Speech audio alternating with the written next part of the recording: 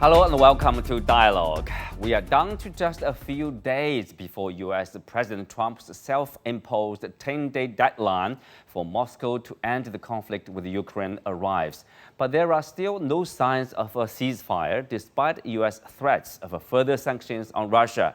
Meanwhile, the war of words between Trump and former Russian President Medvedev continues and sparks Trump's decision to redeploy two U.S. nuclear submarines closer to Russia. Can Trump's pressure campaign lead to a ceasefire deal? What's the latest on peace negotiations and how do other nations like China and India factor into the complex equation? Join us for our discussion today, live from Beijing. I'm Xu Qinduo.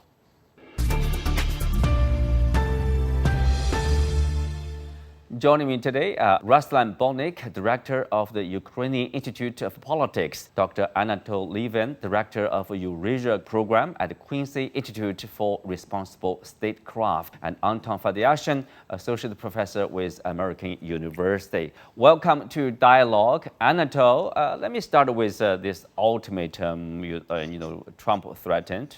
The deadline will arrive on Friday.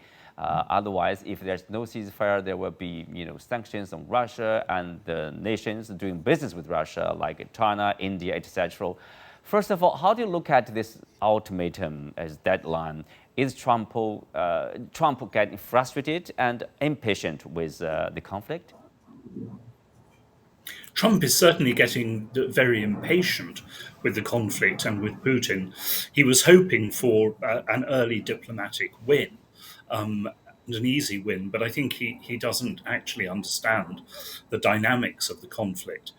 And so he is looking for, other ways of putting pressure on Russia, but ones that will not raise the risk of a direct US-Russian clash. So, of course, he's trying to extend sanctions.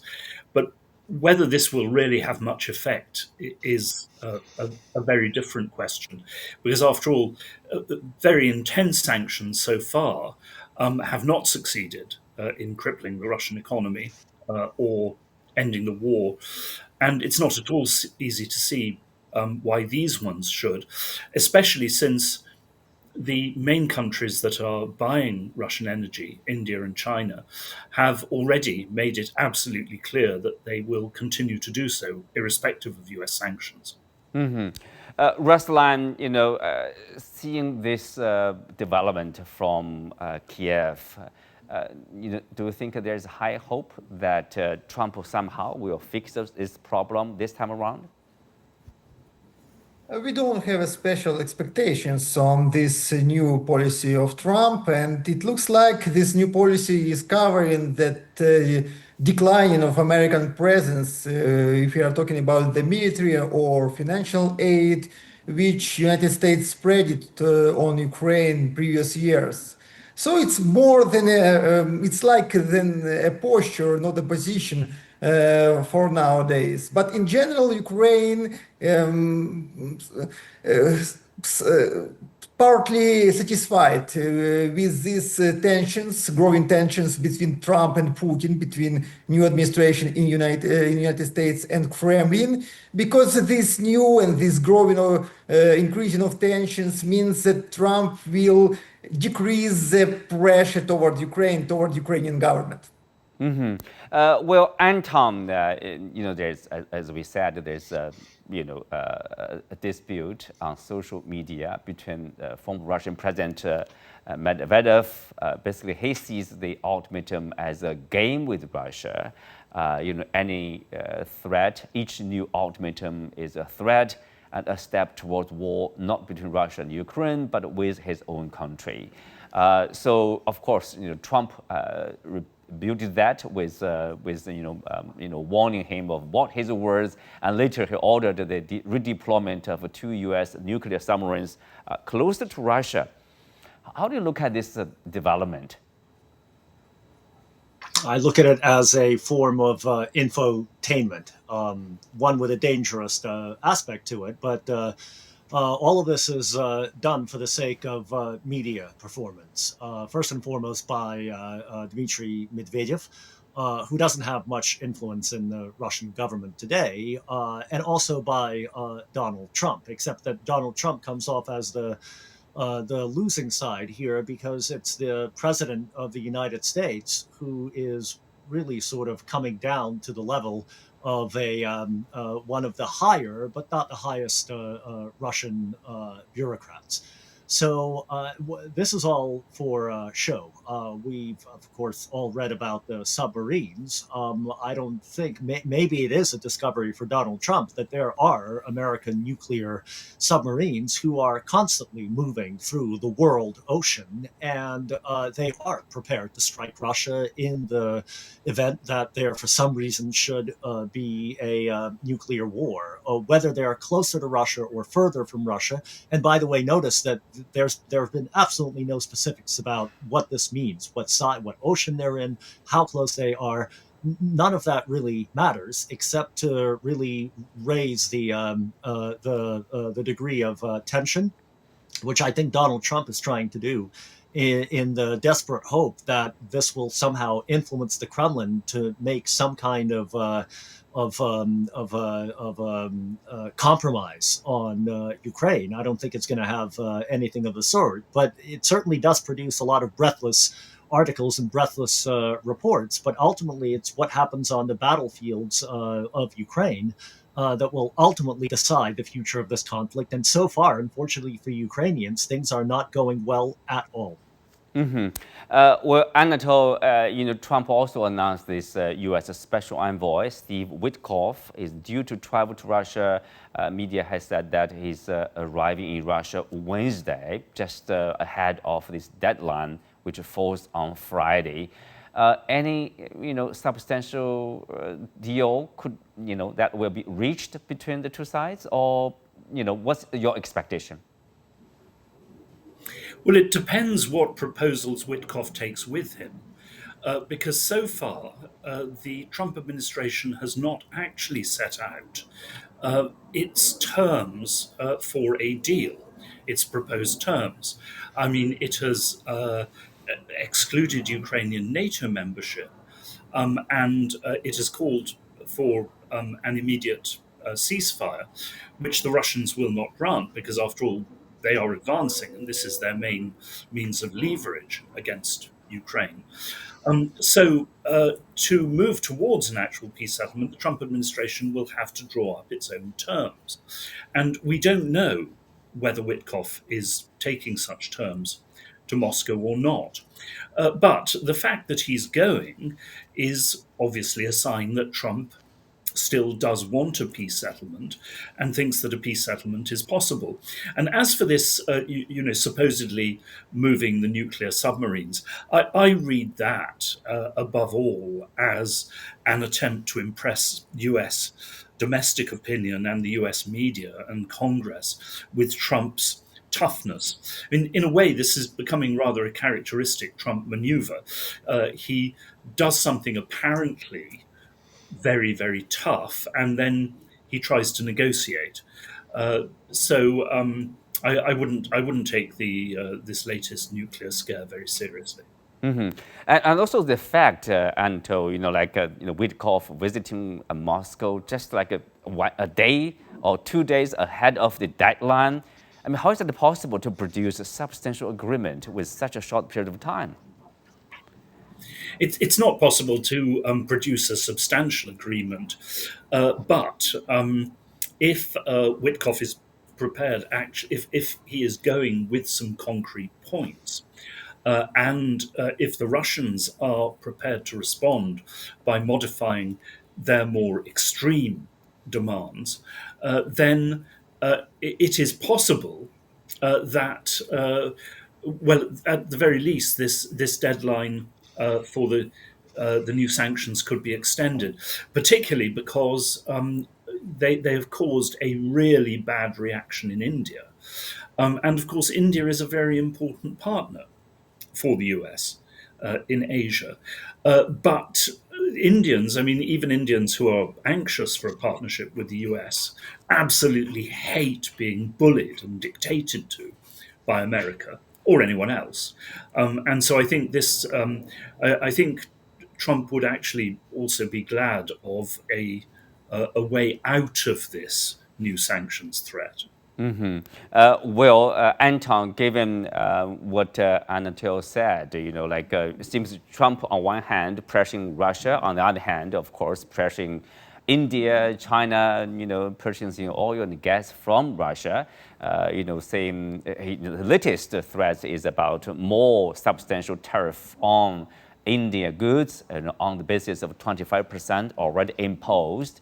Obviously, that is not working. Not China, not India, big countries. They will not succumb to this kind of threats or pressure. Then what will happen after August 8th, the deadline? What's going to happen is that BRICS Plus is going to integrate and develop much faster than it is today. The greatest gift to the BRICS nations and the rapidity with which that forum, it's not even an organization, it's a forum with which it is expanding, are really three people in the world. It's Donald Trump, it's Lindsey Graham, and it's Senator Blumenthal. The more pressure that the United States applies to the global South, the faster the para-Western integration of the rest of the world, economically, is going to take place. That's going to be the most important effect. And I also want to go back to something that Anatol just said, because he said something that I think is very important. I think Donald Trump is playing as much the domestic audience, specifically on Capitol Hill, because Lindsey Graham and Senator Blumenthal are very serious about passing through the Senate, and then it'll have to go through the rest of the steps on Capitol Hill of this sanctions package, tariff package, we can call it. The difference has become indistinguishable, of actually legislating crushing tariffs on India and on China. This during the time when the Trump administration is trying to hammer out deals with both of those economic and demographic giants that are reasonably beneficial to the United States. Donald Trump, with all of this performance that's going on in Washington, is desperately trying to outmaneuver both Lindsey Graham and Senator Blumenthal in order to preclude them from passing a law, from moving a law ahead that will tie Donald Trump's hands and will destroy any chance that his administration has to actually reach some kind of settlement that the Chinese, the Indians, and the Americans can live with. Because if this law goes through and the United States legislatively imposes crushing tariffs on India and China for purchasing Russian oil, then why on earth would Beijing and New Delhi bother to sit down with Scott Bessent and then continue to negotiate what is a very complex economic deal? So Donald Trump has backed himself into a corner, and he's trying to work his way out of it. And we'll see in about 72 hours, I guess, maybe 96, how successful he is at doing so. But also, Anton, India side or the Chinese side would say, look at European Union. They are also purchasing like 12% of their energies from Russia. The U.S. is also doing business with Russia, enriched uranium, for example, and other chemicals from Moscow as imports. So, if they are serious, stop the service, stop the trade with Russia completely, and then to make an example for other countries to follow.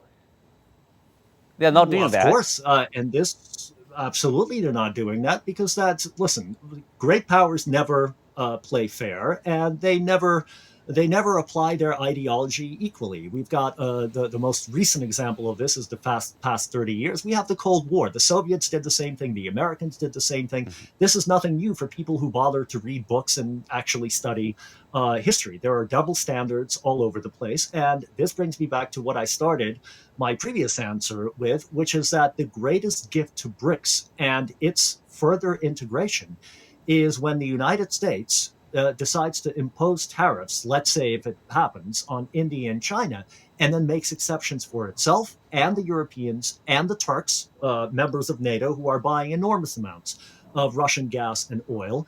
And that will be the signal to the global south that NATO expansion matters more than their economic interests and the well being of their populations. And they'll simply start following the Chinese Russian path along the BRICS way. Well, on the, of course, negotiation between Moscow and Kiev, Ruslan, President Putin mentioned, he hopes that there will start of peace talks between the two sides, and also he talked about, but Russia's demands will remain unchanged. So, what does he mean here? And where are we in terms of direct negotiation between Kiev and Moscow? To be honest, we are still in preparation stage. We are trying to use all this free space. I'm talking about humanitarian topics like a change in the prisons, bodies of victims. I'm talking about the stage of this formal negotiation process in Istanbul, but we are still in preparation stage because we are not able to start the political part of this negotiation, which is extremely important for any successful result in the end. Talking about the Putin's statement, there is nothing new. And Russian government, Russian leadership many times said that we are ready to meet with Zelensky, but after the professional expert groups will prepare some kind of documents and we will be ready to sign, to draft something, not before. Ukrainian leader demanding this meeting to show the Ukrainian higher position in this dialogue and to broke this Russian political technology of negotiation during which Russia many times questioned the legitimacy of Ukrainian president. So the meeting between Zelensky and Putin will broke this technology of unlegitimizing of Ukrainian presidents. But we are still far away from the real political negotiation, real political trade, and I'm sure only the United States presence and participation inside of this negotiation, with taking on the responsibilities on their own shoulders, may change the situation. Any other kind of approaches to the negotiation, even the increasing the pressure from United States towards Russia and Russian trade partners or in Ukraine, will not resolve this general the highest level of untrust and hatiness between the sides. Well, Ruslan, what about this supply of weaponry and ammunition from European countries? There are reports of Germany supplying 2 Patriot systems to the Ukrainians, and also there's a U.S. ambassador to the NATO, praising the Netherlands for providing more ammunition, more equipment to Ukraine. So can we say there's an ample supply right now, or recovery of normal supply of weapons, ammunition to Ukraine? It's good for propaganda. It's good for informational management of society. But we need to understand that to substitute the American role in Ukraine, our European partners need to double their military expenditures on Ukraine. And there is no such straight decisions on this topic. We have 3 programs now for for military aid and military supplies on Ukraine. It's one through the NATO, another the big credit program inside of European Union countries, and another program is straight buying from Ukrainian side this weapon. But all these 3 programs working in non-systematic way, and all these 3 programs together still much less than previous military aid from United States in previous years of the war. Well, Anatol also, sticking to the, people call it like a new business model. The U.S. ambassador to NATO in the social post basically praised the Netherlands for providing buying U.S. weapons and then provide it to the Ukrainians there. And he also talked about this is good to boosting U.S. jobs, of course. How do you think of this model, this new model of business? Of course, the U.S. is profiting by selling weapons to the European Union, and also, of course, domestically, that will create more jobs there. Well, this is the problem because the European countries have sold their rearmament to the idea of massive rearmament to their own populations, in part by saying that this will lead to a new industrial growth in Europe. But of course, if, as it now seems, they are going to be buying a very large part of these weapons in the United States, because, of course, supplies to Ukraine are going to be intimately tied to Europe's own defences, then clearly there is going to be no industrial benefit for Europe. And that, I think, will also contribute to undermining support for for Ukraine in European populations. There are obvious signs of intense strain on budgets in Europe between social welfare spending on the one hand and military expenditure on the other. Only a few days ago, the German finance minister said that social welfare will have to be heavily cut in order to pay for weapons and to pay for aid to Ukraine. In Britain, we saw a revolt of the Labour Party against cuts in social welfare, in part necessitated by rearmament and aid to Ukraine. So I think that while this is very much in tune with Trump's ideas and the ideas of many Republicans about how external US actions have to benefit directly the United States, I think it is a very short-sighted approach as far as help to Ukraine is concerned. Mm-hmm. And Ruslan, of course, you look at the battlefields. The Russian side claimed they are taking full control of this strategically important city of Chasiv Yar in the Donetsk region after 16 months of fighting. Well, the Ukrainian side basically dispute with what happened there. So what is really happening in the battlefield?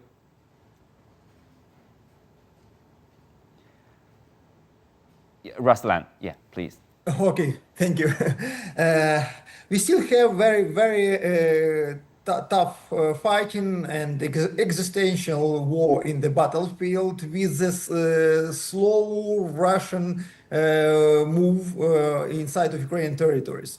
We counted that Russia captured near 600 square kilometers of Ukrainian lands for the last month, for the July of this year.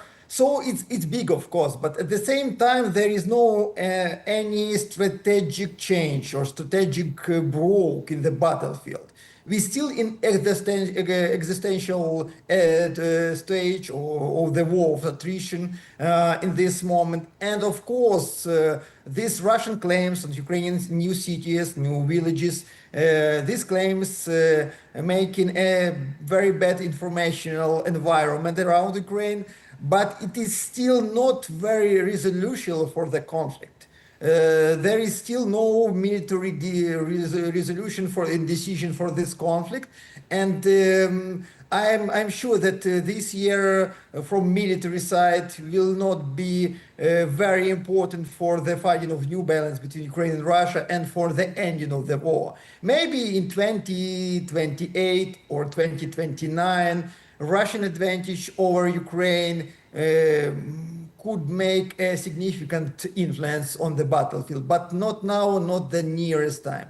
Anton, if you look at this new model, some European think tankers are calling for, basically claiming there is a recovery of the relationship across Atlantic. They say, the U.S. Washington now is working closely with the European Union in supporting Ukraine to win the war against Russia. Is that the case? Not at all. What we've seen in the past weeks and now is the European Union placing itself into a position of a subject, or as Zbigniew Brzezinski famously called America's NATO allies vassals in his book, The Grand Chessboard, that's back in 1997. All of this is sort of make-believe by the West that thinks that it can still win the war in Ukraine, whereas everything is going against NATO and against the Ukrainians. The American administration is not back in the fight. The American administration, Trump's administration, is basically outsourcing the war to the Europeans. Trump wants out. He can't pull the plug abruptly because it will cost him too much political capital that he needs for an enormous amount of other projects, both at home and in the Indo-Pacific. But look, when the Trump administration says, listen, you Europeans pay for the weapons from now on, we're not providing anything anymore for free. That means that the Americans are turning away. The Europeans are going to be paying the bill, which is exactly what the Europeans did not want to do from the beginning. And by the way, haven't done for their own defense over the past 70 years. That's the history of the Cold War. And the Americans are pulling away, not pulling towards. I expect European politicians to sort of try to hide that reality, the same way that Ursula von der Leyen tried to sell her agreement with Trump, her meeting with Trump in Scotland, as a great achievement for the EU because things didn't get worse. But they didn't get better either. So I'm very pessimistic about this conflict. And the most important thing is that time is not on Ukraine's side. Mm-hmm. So Anatol, if you look at this, well, the deadline is approaching. We don't know what will happen, whether it will be, it will be extended or not. So what is the likely scenario? So, the war will not be, will not be finished in a short period of time. And then how long it will last? And what will Washington do in terms of the Ukraine war?